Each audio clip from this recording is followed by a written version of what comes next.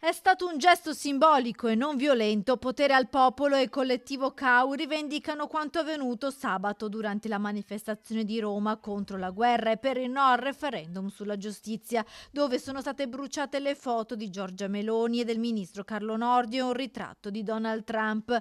Due ragazzi padovani del collettivo autorganizzato universitario sono stati identificati dalla Digos di Roma. Insieme a loro anche un terzo manifestante di Napoli è stato identificato dalla polizia. Una manifestazione molto partecipata che forse non sarebbe arrivata oltre il silenzio mediatico se non fosse stata per questa azione, un'azione che rivela come il governo abbia paura dell'opposizione reale che abbiamo portato in piazza assieme a tante altre organizzazioni questo sabato, un governo che quindi pur di nascondere una possibile disfatta al referendum di questo weekend ha deciso di costruire questo caso mediatico alimentando il clima di repressione che abbiamo già visto con il nuovo decreto sicurezza. Per i tre giovani in queste ore potrebbe scattare la denuncia, mentre proseguono le indagini per identificare gli altri responsabili attraverso l'analisi delle immagini. Unanime la condanna della politica al gesto avvenuto durante il corteo di Roma. A Padova però i gruppi che hanno partecipato alla manifestazione nazionale che ha portato in piazza 20.000 persone